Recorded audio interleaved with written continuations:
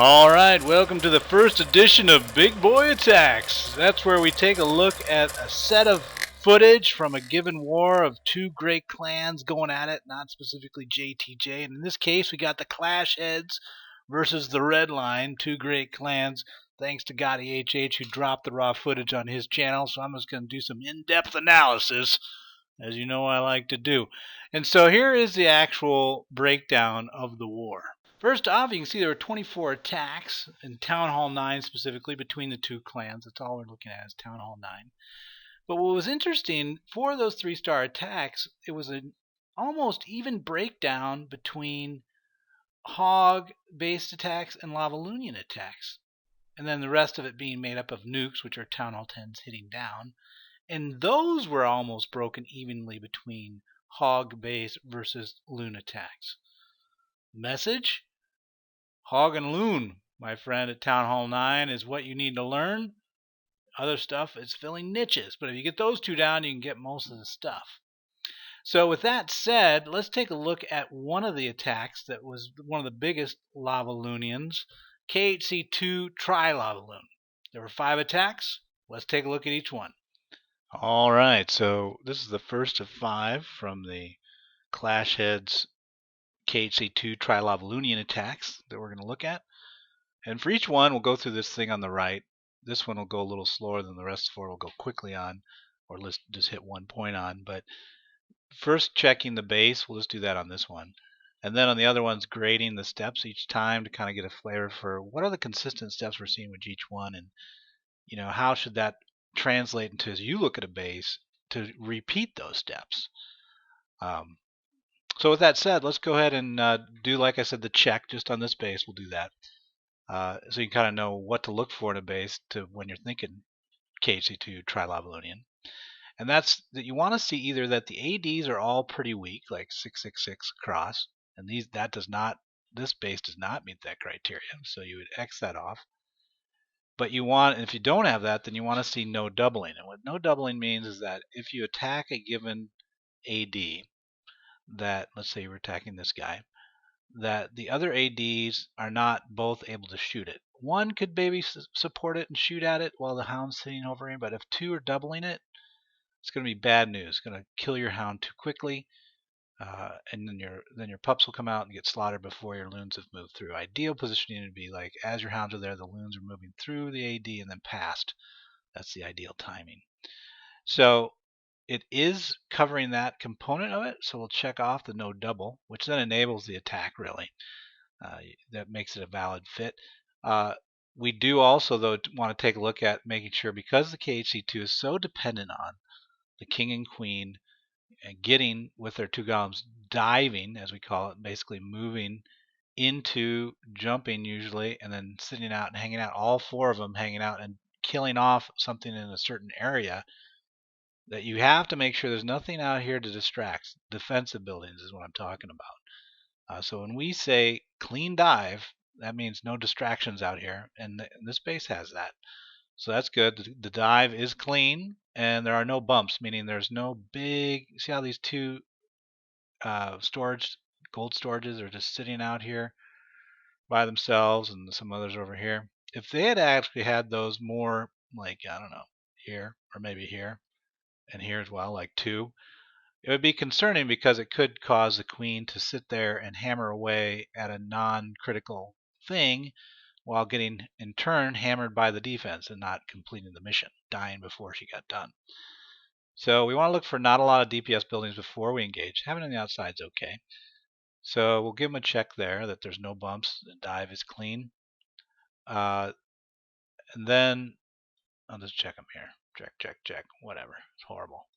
But then we also, every one of the attacks that you'll see today, they all have the potential to hit the queen and 2 ADs. The KHC2 team can take out the queen and 2 ADs, and you have to kind of look at the path and say, if I get the queen and 2 golems there, can they survive long enough? Is there not too much shooting it to where we can handle the CC, and then at the same time get down the 2 ADs and the queen?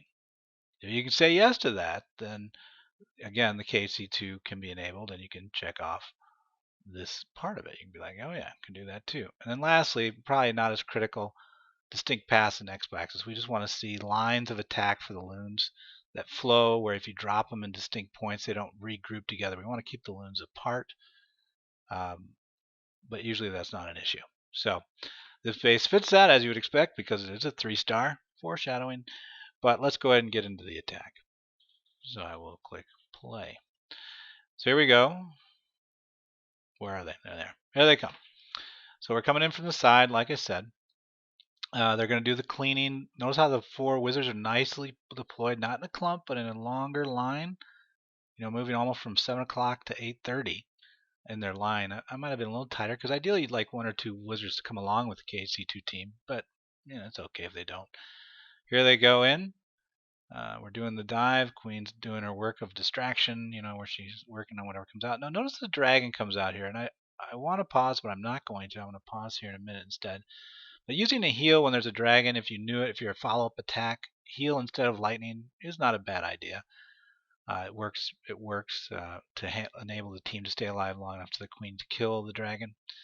But I wouldn't do it by default if you don't know it's in there. Now here's where I wanted to pause, because by the way, we'll go ahead and check off what we've gone through here. So Golem Whiz Cutters were good. The KHC2 dive was good. The queen being killed was good. We got the first AD down. We dealt with the CC with the heal spell, and the second AD's down. Right? So that's really the KHC2 component. As we talk about KHC2 and what it's supposed to be doing, those are the things. Now, once that's all down, you'll see an immediate move to the second phase, which is deploying the LavaLoon, LavaHound, and Loonian support behind it, Loon with support behind it. And the point I want to make here is this comment you see down here called angle and distract. The AD they're targeting is this one. And if you drew a line from that AD to the edge, basically the shortest line to that AD, and then drew a line to where this arc of where the hound is coming from, notice how wide that arc is. It's almost, I would say, it's a little more than 45. I'd say it's probably 55 degrees, maybe 65. It's pretty big. And they're doing that.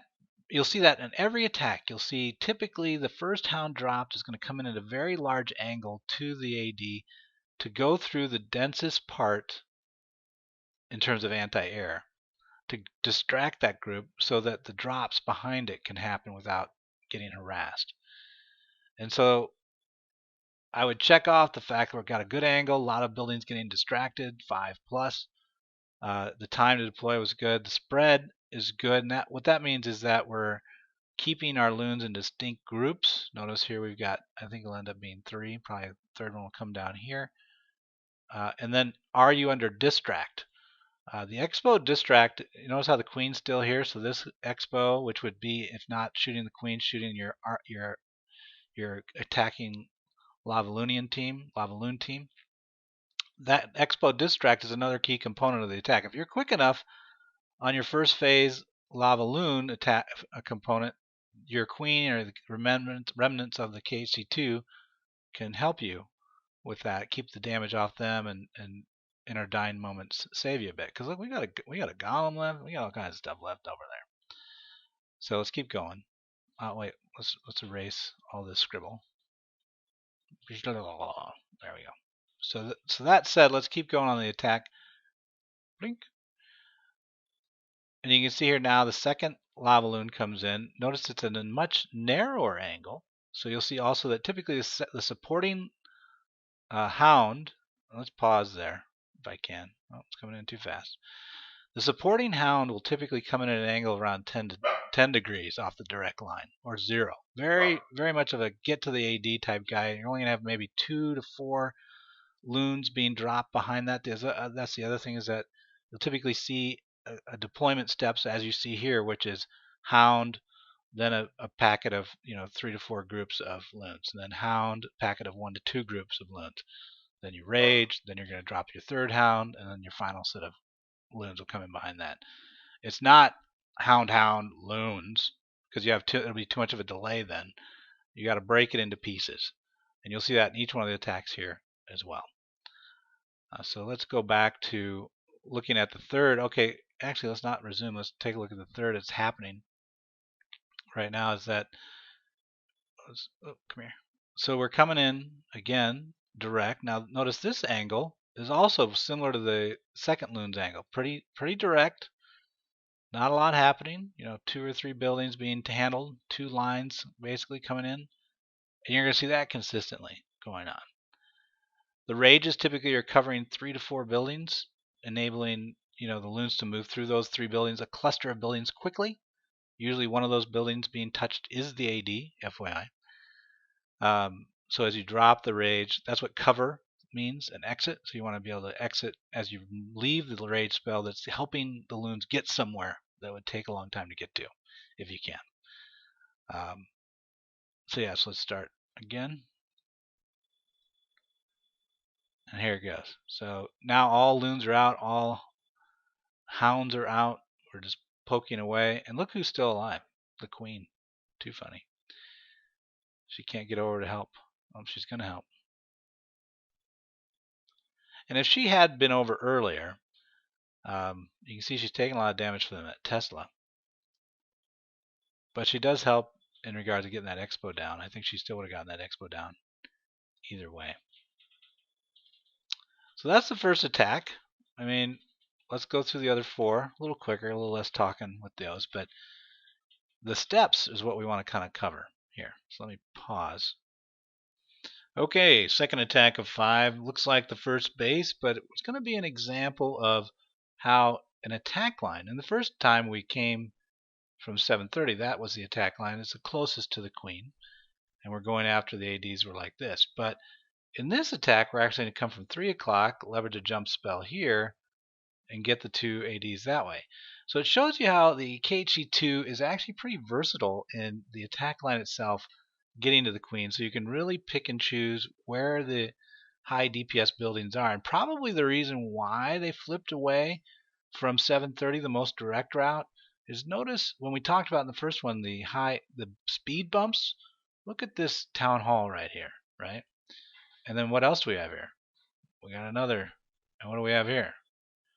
So there's a lot of barriers to the queen, getting to the queen cleanly. I mean, you can definitely get the team in there, but they're going to spend a ton of time getting shot while they try to take out potentially this town hall, because she tends to have a bias to going after that if it's there. So it's an interesting way of them trying to protect the queen, but as long as we come in from 3, those issues are nullified. It's a little more complex path, but it's addressing the speed bump thing that we talked about in the first video. So always little nuances. Here we go. We'll push play. So you can see the 3 o'clock position coming in. And there's something that's going to happen right here that I'll try to pause so I can show it to you. I mean, the Gaul whiz cutters are down. The king's down. Then here comes the wall breakers. Bang. And we're in. Now I'll pause right there. The reason why I pause is look at where our other golem is. This is what's hard about this server. He's got to walk all the way back. It's going to end up with the king and the golem, the first golem, doing frontman duty, taking a lot of damage on the king, killing him off earlier than he probably would want.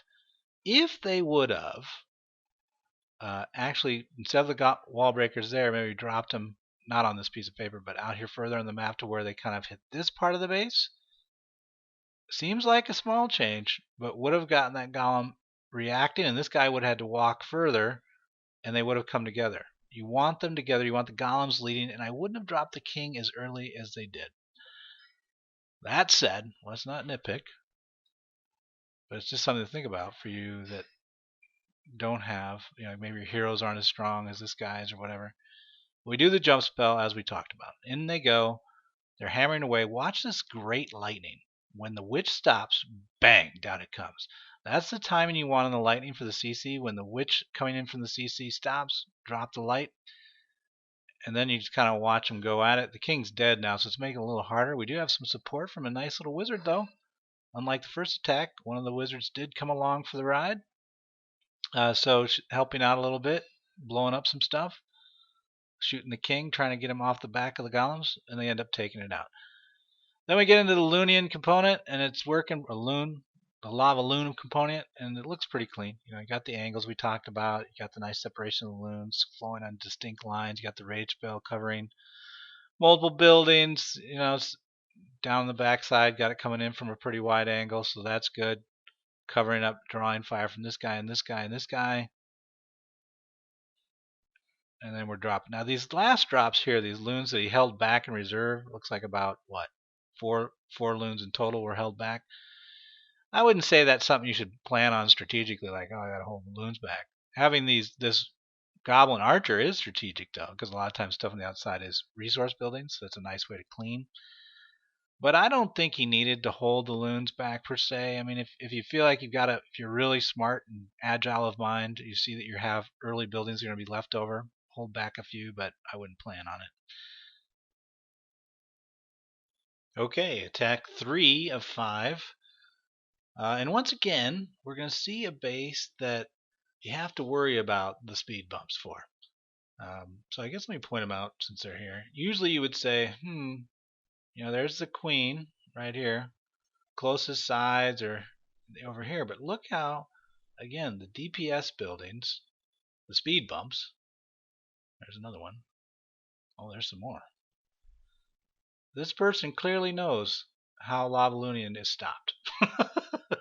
KC2 anyway.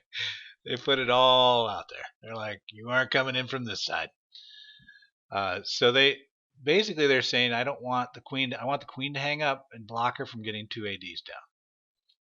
And they've buried the queen themselves to do that. And of course, to offset that, our attacker is going to end up taking a distinct line here from 1030 instead, which seems like a long way, because you can jump here, right, to get to mid.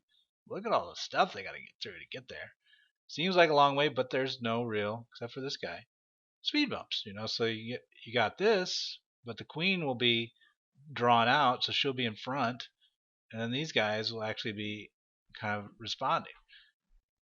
So it's a rather insightful line, I thought. Let's go ahead and hit play and watch it play out. Pardon the pun. So here we go. Like I said, we're going to come from 1030. Gaul Whiz Cutters, again, nice line of 2 wizards on the outside. Waiting. Now here come the 3 wall breakers. Kaboom. Queen is up and moving. Golems are diving. Nice pause. Now this Gaul Whiz pause was pretty good, because notice the king isn't even on the field yet. We're waiting. Hello, king. Right? Now that is nice, because see, the king's not going to get sacrificed early. Let the golems do their job. Here comes the CC. Everybody's there. Lightning. Right? Good timing off that. So a lot of things are flowing well. The jump spell's right in position. Queen is kind of off on her own. Didn't really want her to go over there, but she takes care of it and moves in. King is trying to keep himself alive. He's under a lot of fire. He's moving through. And funnily enough, the golem takes out the AD. So it works out. I mean, but you can tell that was, it was nip and tuck for that guy. The Lava Hound component of the attack is, as you would expect, big angles in the first, tight in the second. It's pretty direct on the third. Individual attack lines, most of which all under supporting fire of the Hound.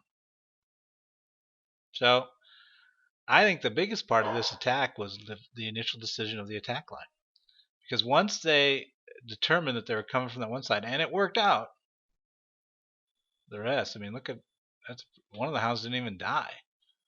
So attack 3.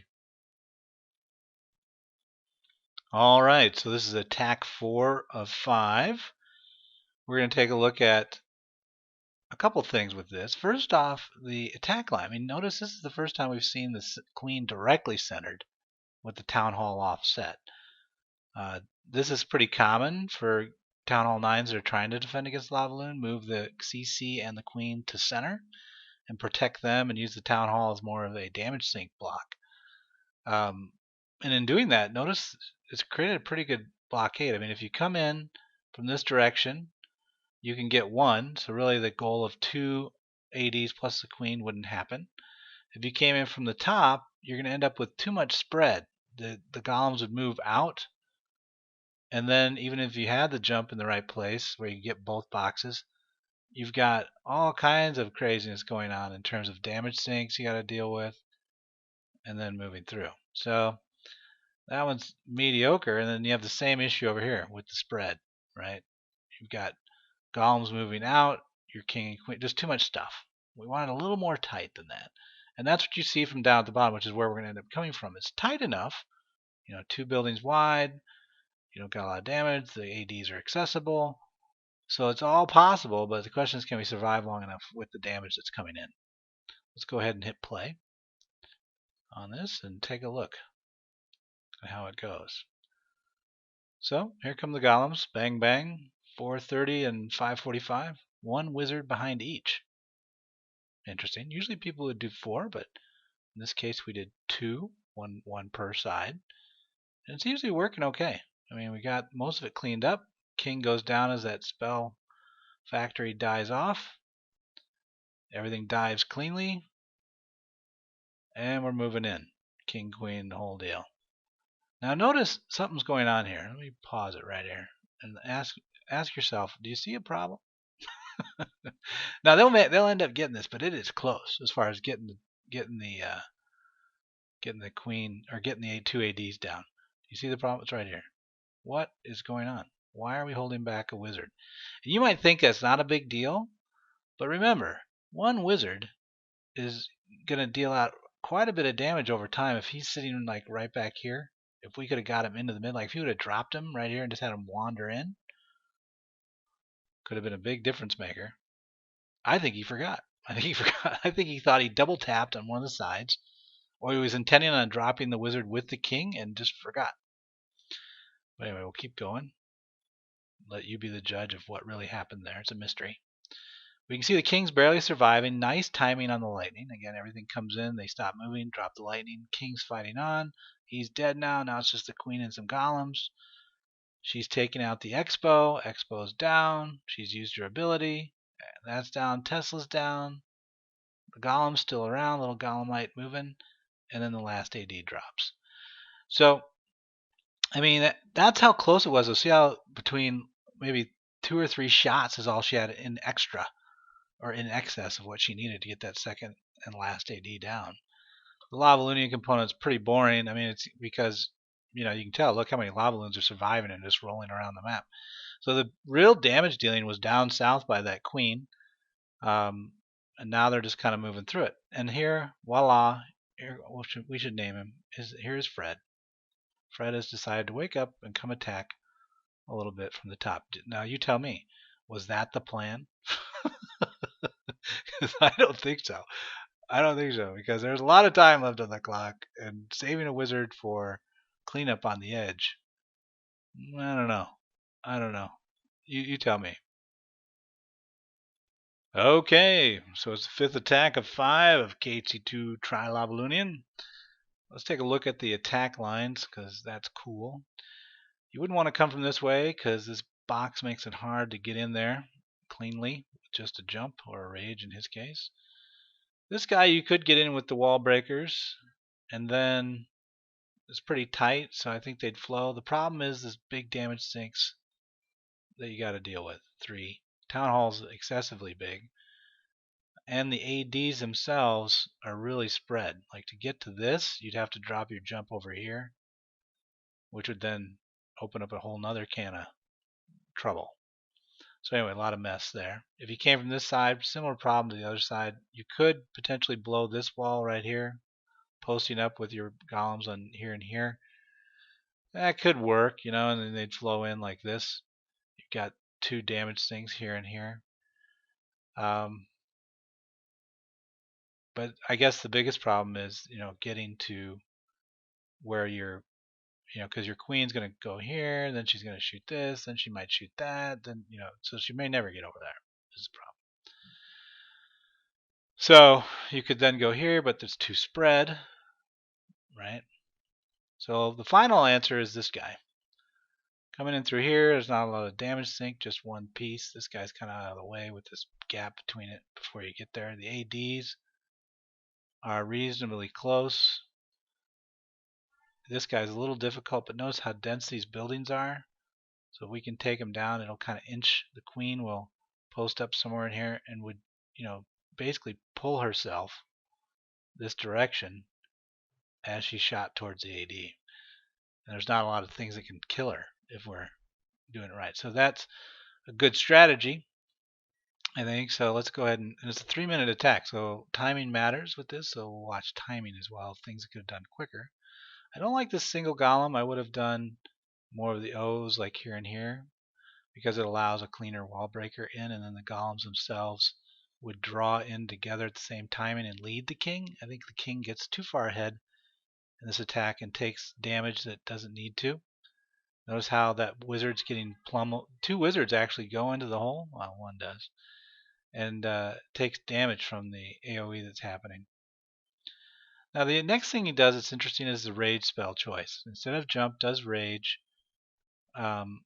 You've only got one unit that's really shooting up for rage, and that would be the queen, right? So I'm not sure rage really helps. I mean, the lightning takes care of that, but interesting choice with the rage, and also kind of placed far back. I mean, if you're going to drop the rage, why would you drop it so far back? You drop it more in. But at the end of the day, the golems keep the damage off the queen till all that other stuff's down. She gets the expo, gets the AD, and then the expo. Golems are still alive. And voila, she's moving, doing that, dragging herself along. Now, let me pause it for a second. Notice another thing about this space, and so we don't have a lot of time. One of the things you noticed probably before that happened is that they launched the Lavaloonian component while the golem and queen were still in play and working on that final AD. I mean, heck, it's still there. You know, we're 2 hounds into our attack, and that's because the timing is an issue with the base the way it's set up. And they, I guess if you know that your queen's going to get it done, or you're done with what you're going to do with the queen, starting your LavaLoon attack is not a bad idea. You get distract off of it, so your hounds take less damage, and you get more time back from the clock because it's not waiting. Let's keep going. But all the other thing is, as you deploy, notice I've got 7 loons left. And if you remember the positioning of the ADs, well, one's dying right here, one's here, one's here, one was here. Kind of non-symmetrical, right? And when you have that, and you think about how you're dealing with it, right? So these two are KHC related. If I'm going to make big X's on them, and then those two are LavaLoon related, and so you're basically dropping hounds, kind of like this, right? But that leaves this big chunk of the base that's not hound lava driven, or hound loon driven, to where you'll have units in this space by plan. There's no distract unit plan for it because of the non-symmetry. The hounds are kind of going to finish up here, and then they're going to start doing a slow meander, right? And so when that's happening, you probably want to withhold, as this guy has, or gal, some of your LavaLoons, or some of your loons, so that when this group does do its meander, that then you can do snipe action off the side to speed it up. So let's see how that plays out for them. So this would, I would count those 2 that just came out at 10:30 as part of the hound deployment.